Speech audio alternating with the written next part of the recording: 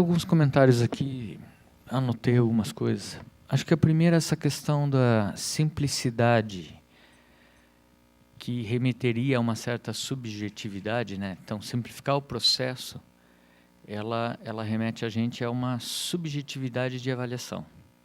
Eu vou me dedar aqui. Eu fiz o seguinte comentário dentro da comissão. Se a gente fizer um regulamento, é óbvio que depois eu ter lido questões de análise jurídica, mas se a gente fizesse um regulamento em que uma banca é montada, a banca externa, né, o SEAT, a banca é montada e ela é capaz de aprovar, por exemplo, monta-se uma banca para avaliar o Fábio e monta-se uma banca para avaliar o Hipólito e a gente monta uma banca, eu estou usando exatamente o exemplo que eu usei dentro da discussão lá, e uma banca aprova o Fábio e reprova o Hipólito, está errado o regulamento. Então, o que eu quis dizer com isso? Essa questão da subjetividade, ela dá margem ao que, assim, eu usei o termo banca amiga, banca inimiga, sabe? Ela permite uma flutuação de comportamentos que é perigoso. E é o que eu acho que a Valéria comentou aqui, né? A gente está tentando cercar para não ter a distorção, mas é difícil fazer? É difícil fazer. Eu participei lá de quando foi criado o novo regulamento do associado, eu tive o prazer de conversar bastante com o professor Joaquim, com o professor Pedro na época, e uma das coisas que a gente notou é que durante o processamento da informação, como sempre passava pela mesma comissão, ou seja, no associado é uma comissão única que julga tudo, passa tudo por lá. Tá? Então existia o caso até o cara evitava de ir no café, evitava de ir atravessar o corredor, dava uma olhada se não tinha ninguém pedindo promoção, ver se ele podia atravessar o corredor e tal. Ou seja, a gente criou um procedimento que é ter um relator que a gente pode chamar qualquer relator. Tá? Então, esse relator, que é variável, é quem vai ter a maior parte do trabalho. Esse relator, por exemplo, para a banca do professor Hipólito, pode ser que ele sugira nomes e a gente, esse CPDT, escolha um desses nomes, pode ser que ele sugira o Fábio faz o relato dele. O que é o relato? O relato é fazer essa conferência, ticar esses pontinhos aí, que dá um trabalho. Tá?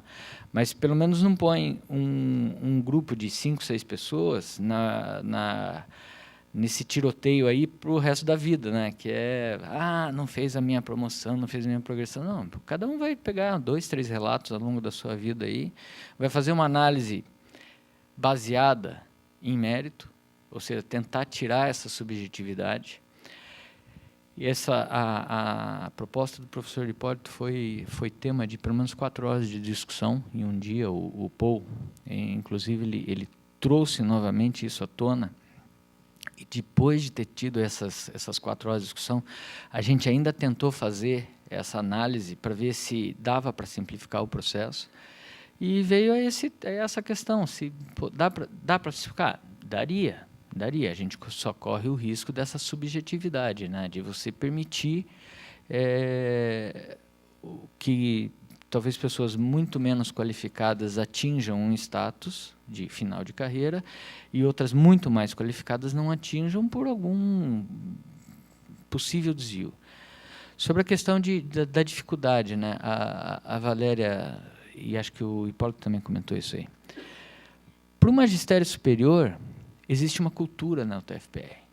Quem está na frente de onda, o que eu chamo de frente de onda, são aqueles professores que hoje já estão quase chegando ou já chegaram na posição de poder pedir a promoção. Eles já passaram por 4 avaliações de associado. Tá? Assim, eu tive o cuidado de analisar várias dessas promoções para ver qual é o tipo de pontuação típica ali. E é bem possível que, se ele pegar só o documento dessas 4 avaliações e juntar, ele já faça a pontuação que ele precisa. Foi por isso que a gente abriu para a vida inteira. Ele não precisa estar pontuando a vida inteira, ele precisa fazer uma quantidade de pontos. Se ele fizer em um ano, ele não precisa documentar a vida inteira dele, tá?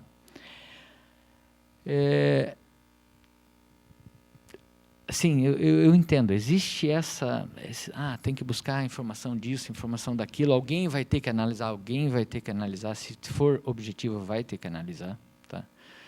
Mas esse alguém não é necessariamente só a comissão única, né? Vai ser estabelecido sempre um relator.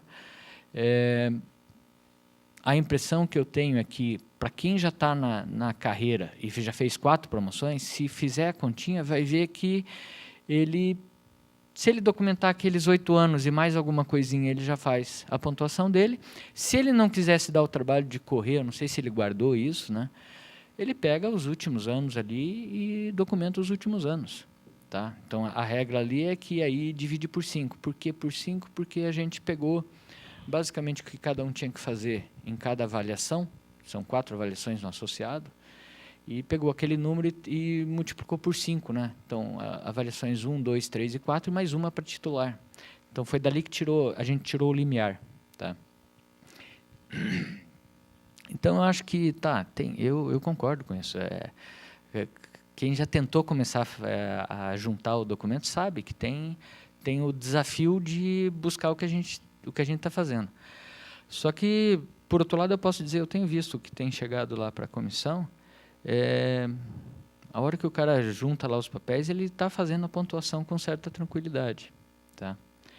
Então, a gente está nessa encruzilhada da simplicidade junto com subjetividade versus um pouquinho de trabalho ali, mas que garanta que não vai existir distorção do processo, tá? E de novo, da onde sairiam os números? Os números saíram do fato de que você já tem uma tradição aqui. Por exemplo, quando a gente fez a avaliação de algumas observações do professor Hipólito, eu concordo, existe uma certa simplicidade ali. Tem, acho que uns 10 itens ali. Existe uma simplicidade, mas é difícil eu garantir, por exemplo, o professor tem que ter feito pós-doc, tarará. O professor tem que... Às vezes, eu não tenho como exigir de alguém, eu não tenho como exigir de um servidor que ele tenha feito o pós-doc. Ele pode ser que a vida privada dele não permitiu ele fazer o pós-doc, tá? Ele tenha titulado do X doutores. É outra coisa que é difícil exigir hoje na nossa instituição. Talvez daqui 10, 15 anos seja facilmente exigível isso aí, tá? Então, acho que a gente tende a, com o tempo, simplificar as coisas. Mas hoje é basicamente pegar o histórico da avaliação e fazer mais uma, para quem já está na carreira do magistério superior. Para o magistério, para o EBTT, tudo é novo para eles, tá? Tudo é novo para essa carreira, tá? Não sei se ficou. Eu acho que eu só tinha... Eu tinha uma observação aqui que a gente está tentando simplificar, que é a questão dos membros externos aí. A gente está tentando fazer de um jeito que permita avaliações mais simplificadas. Por exemplo, suponha que a gente tem aí entre uma avaliação, por exemplo, do professor Hipólito, que publica mais ou menos numa mesma área de atividade, por exemplo, do Fabris, que publica mais ou menos numa mesma área de atividade, talvez do Paul, talvez da Márcia, e talvez com uma única banca você possa matar várias análises ao mesmo tempo, tá? Então, uma coisa que está sendo feita uma modificação ali é que a gente consiga montar bancas mais facilmente, ou seja, exigir somente uma pessoa da mesma grande área, tá? Porque boa parte da avaliação, parte dela não depende muito do conhecimento da área. A gente só acha que tem que ter alguém, talvez, da área, porque tem particularidades que... citar um exemplo, eu fui avaliar, por exemplo, um processo lá de computação, e o cara pediu uma pontuação que, na minha opinião, era menor do que o que ele merecia. Mas ele chamou de resumo expandido um artigo de 6 páginas. Eu fui lá e dei o que ele pediu. Mas se ele tivesse me pedido um artigo completo, provavelmente eu teria dado a pontuação também, tá? Então, na área dele, provavelmente aquilo é o resumo expandido, tá? Assim como na agronomia talvez seja o caso. Então tem questões de área que tem que ter alguém que possa ou defender ou fazer análise de mérito de fato da área. Então, a gente está propondo algumas modificações e isso vai rebater também na carreira do EBTT. Tá? E uma coisa que me preocupou na fala do professor Hipólito ali, a gente tem, se eu entendi direito, está sendo dito que em algum momento o regulamento remete a avaliação a alguém que não seja a SEAT. E isso é preocupante, porque a existência do relator, ela é uma ação pré-SEAT, é exatamente para você evitar a formação de uma comissão externa, talvez sem a necessidade de formá-la. Mas ele não tem poder de avaliação. Inclusive, tem direito a recorrer. Então, o postulante vai lá e fala assim, não, o relator relatou que eu não atingi isso, mas eu posso recorrer. A questão ali, ele não está avaliando, ele está fazendo uma uma conferência, ela está verificando se, podemos formar a SEAT, tá? Talvez, pegando a fala da Valéria, né, talvez para tentar não expor ao TFPR aos casos de um ou outro que queira ir por caminhos mais tortuosos ali. Tá? E eu vou aproveitar a fala do professor Lino.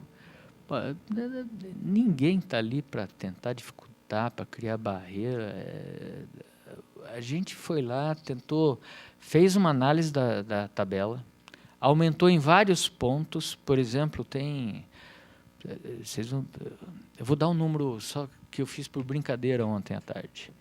A gente tem um edital da própria PG em que a gente pede alguns parâmetros. E eu fiz a conta aqui, da tabela que está de promoção, tem 15 parâmetros que a gente pede num edital. E como eu tinha tudo isso homologado, eu pontuei. Eu fui lá por brincadeira e pontuei. E na minha pontuação, usando só 15 linhas da tabela de produção aqui, tem 162 professores que com um triênio conseguiria promoção para titular. 162 que participaram do edital. Ou seja, nós temos produção na área de pesquisa, na área de extensão. Isso, eu acho que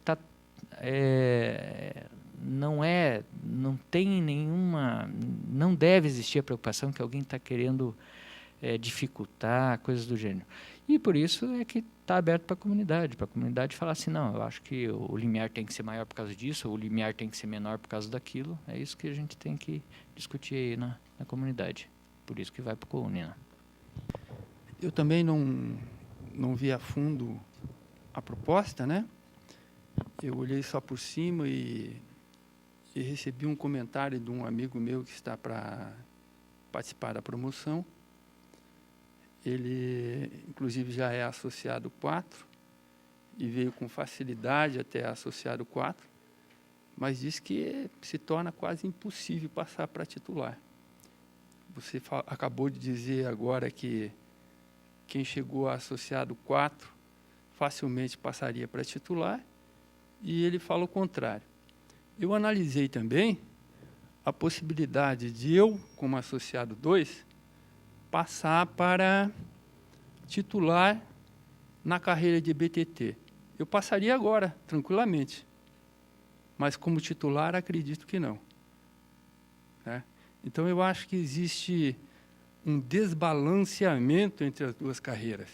Nem sei se isso daí é legal, porque você não pode, de forma alguma, exigir uma carga de trabalho igual para as duas carreiras, o salário igual também, e exigir termos para progressão de forma diferente.